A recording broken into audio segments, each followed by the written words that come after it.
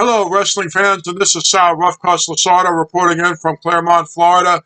In case you missed it, NXT had a pay-per-view, and they were in my house tonight, and hopefully yours. This was their first pay-per-view, first show since pre-WrestleMania with the epidemic. They had 6 huge matches, and we're going to just go over the recap of what I thought going forward and what we can take out of this the show. In the opener, we had a 6-lady tag team match on all these ladies. I competed back and forth. It was very fast paced when the opening bell. We had Tegan Knox, Candice LeRae, Dakota Kai, Mia Yim was involved in this, and a few others. Uh, this was a solid back and forth match right from the beginning. Very fast paced, ladies going off the top rope, each hitting each other with everything you can think of.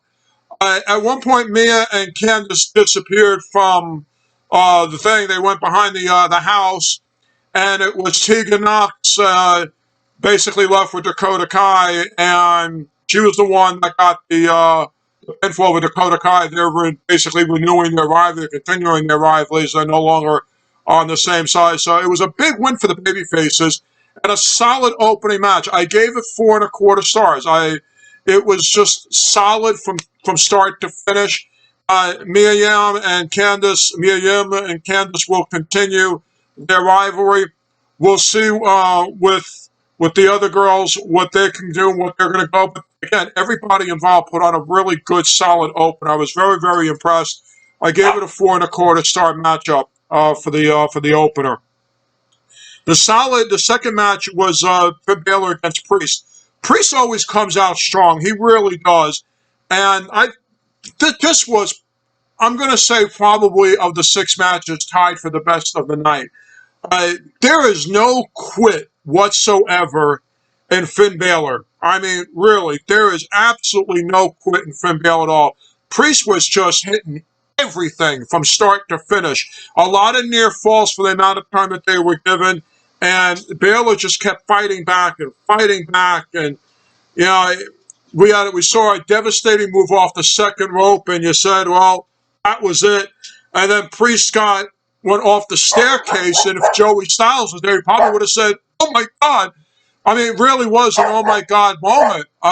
Priest going off the staircase on his backside. But then a couple of solid moves, and Balor gets the pinfall. Balor then just no quit in him at all whatsoever, just kept battling and battling. But both guys showed a lot tonight. I gave this match a 4.75 stars out of 5. I really thought it was solid. I think it was one of the best matches of the night, hands down. They really delivered a solid match, and you could see that, and it showed right from the opening. Now, Finn Balor doesn't quit. I mean, it's not in his forte. He's a solid wrestler, and he gave Priest all he can handle. In the end, he got the victory, but Priest by no means did not have anything to be ashamed of. Just Balor was just better on the night. The next matchup we had was for the North American Championship with Lee and Gargano. This was a match about strength in Lee and determination in Gargano. And they had a few moments in this match. In the beginning, it was all about strength. That's what it was. Keith Lee establishing the strength and what he can do. And Gargano, because he's a little guy compared to Keith Lee, the determination, the intestinal fortitude. I'm not going to quit. I'm going to keep fighting back. At one point, we had Keith Lee get Gargano into the plexiglass, right through the plexiglass on the floor. That was a solid spot right there, a good solid bump, and you thought Gargano was completely out of it at that point. Candice came out to try to help her husband, but Mia Yim came out very briefly. You thought maybe, okay, this is where Candice is going to cost Lee the title. It didn't happen. They went in the ring, did their thing. So we're going to see the feud with Candice and Mia continue onward probably this week and in the weeks and leading up to their next event. Gargano hit a couple of DDTs and a couple of super kicks. No. I mean, Gargano tried to throw the kitchen sink at Lee. Did not happen. Determination, yes, lots of determination by Gargano. But in the end, strength does prevail. Lee is still your North America championship. So very, very solid. First three matches out of six really set the pace. Truly, I gave this match a solid rating, another 4.25 stars out of 5. First three matches very solid. And leading into the next match was Cole versus Dreamer in the cinematic backyard. And that's why I thought the show took a turn for the worst. I really did. I really thought it took a turn for the worst at this point. The cool entrance by Cole with the truck and Adam Green, Velvet and Dream with the Hollywood style. But it just, if you saw Taker and Styles at Mania, if you saw the Stampede, the Stadium Stampede at AEW, All In, Double or Nothing, it was Double or Nothing. This match did not come close to either of those two matches at all. Was it better maybe a Cena than Wyatt? Yeah, it was better than Cena and Wyatt, because Cena and Wyatt I thought was a train wreck. But this was not exciting at all. It really wasn't. Yes, Undisputed Era came in to help out. That didn't help. Velvet and Dream had his people come in. They threw the chairs in the ring. Like, remember when ECW used to throw the chairs in the ring? The spot where Cole went into the windshield and he got his arm all busted open. The fire extinguisher, but it just wasn't really a great match at all. I mean, for the anticipation of this match, it really wasn't. I was actually very disappointed. I gave it a 2 stars out of 5.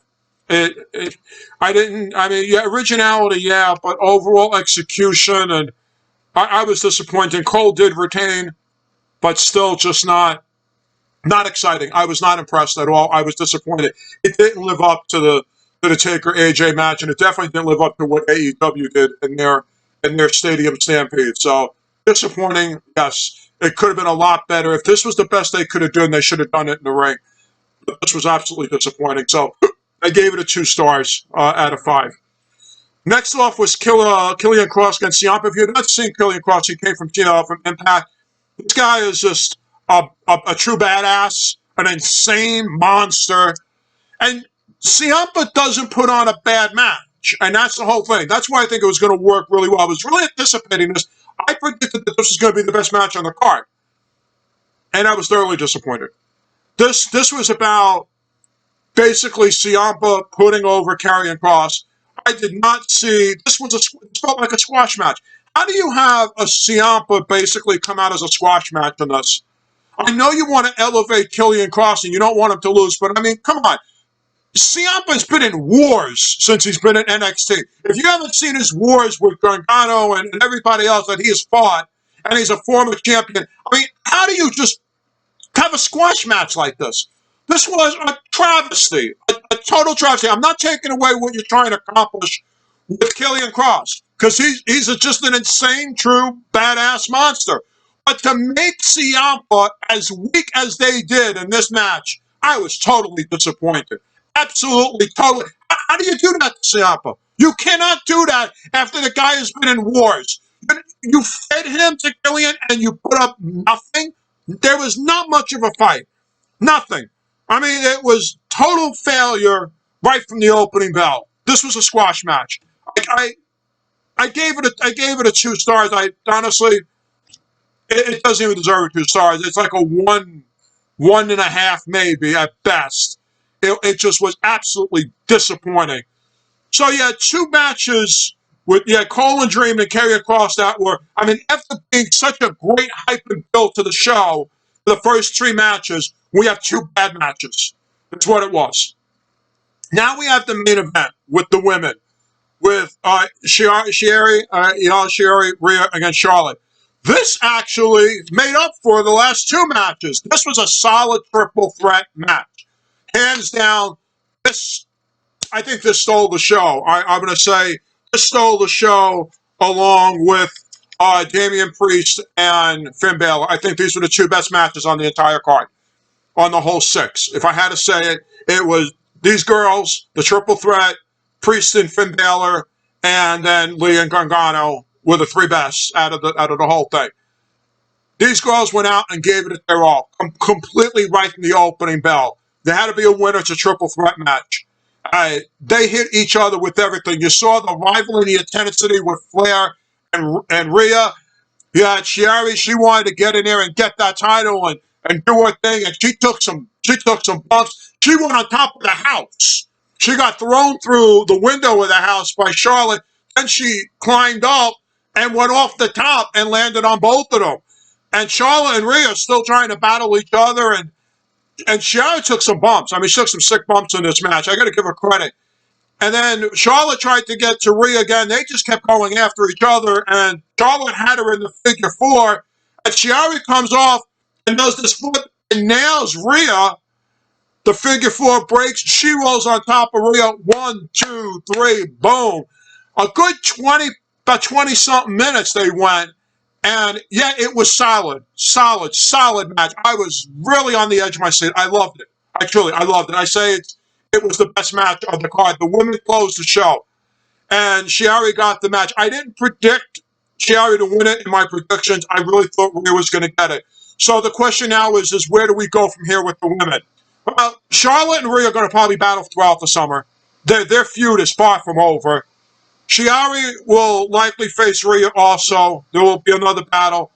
I really believe at some point, with the absence of Becky Lynch on the Raw main roster, I wouldn't be surprised if Charlotte and Rhea move this feud up to the main roster and they continue it on Raw or SmackDown and have Rhea establish herself as a main player on the main roster and let Chiari do her thing with NXT because she has plenty of competition with Candice LeRae. Dakota Kai is down there. Tegan Knox is down there. You know, there are so many women down there that could give her a run.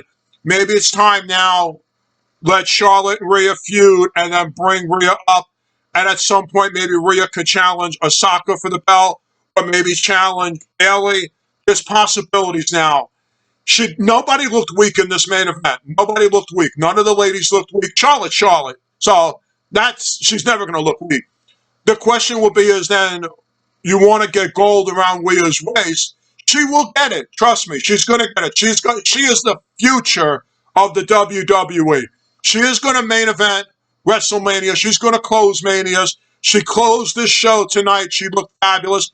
But they gave us Chiari for right now, and that's fine. That was a good, solid finish. It really establishes her because now she's a champion and now she can do things herself. So kudos to doing that.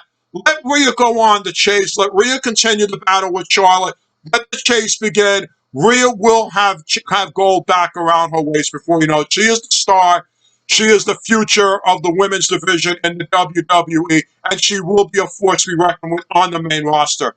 As far as the rest of it, well, we will see Mia and Candice continue their battle, so that's not surprising. I want to know what's going to happen to Ciampa after this squash match. It's going to be interesting to see where he goes with it. Killian Cross will likely go after Keith Lee next. I would not be surprised. That will be a heck of a match for sure. Definitely. Baylor winning. Got two heels with Baylor and Cole. That could always play out. The Undisputed Era is still there as well. A lot of people said, well, now with Cole winning, it doesn't look like he could be leaving. Well, his contract's not up for a little bit yet till the end of the summer. It doesn't mean he can't drop it and leave, but he's still going to run with the ball right now. So let's just wait and see. Doesn't mean he's going to leave.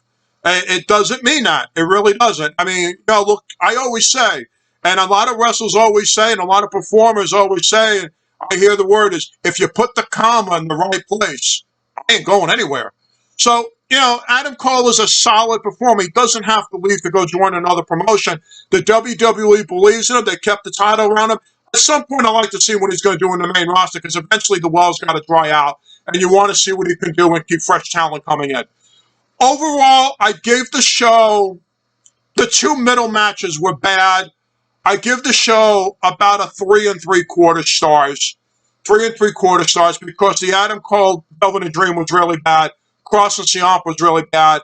Those were the two bad matches, but you had 4 solid matches on with the ladies' tag to start and Priest and Baylor living up to the solid match with themselves. The women's triple threat for the title, and also Keith Lee and Gargano put on a solid performance. I give it about a three and a quarter, 3.5 stars out of 5 because of the two matches. Like I said, Colin Dream and Cross and Ciampa just got buried. But other than that, I thought it was a very good show. Definitely encourage you to watch it. If you haven't seen it, watch it, and provide your feedback here. And again, looking forward to seeing how the summer plays out. So for this edition of Rough Cuts, reporting in with the final cut from the In Your House, and also kudos Todd Pettengill. If you haven't seen Todd Pettengill look like he hasn't aged a bit, guys. Todd Pettengill, yes, he made a reference to the 900 lines because he did it 25 years ago. Well, we moved on for that. Technology, Todd, yeah, no more 900 lines. You have to go to WWE.com/shop to shop for the merchandise. So really good to see Todd Pettengill make an appearance and be a part of the show. So really kudos to WWE for that. So thumbs up.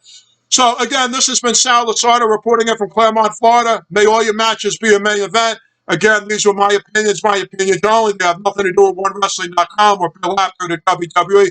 This is just my afterthought on In Your House. And next week we got Backlash. I'm going to have my preview for that. And also an extreme editorial is going to be coming your way. You're not going to want to miss it. Coming up very soon as well. Take care. Good night. God bless.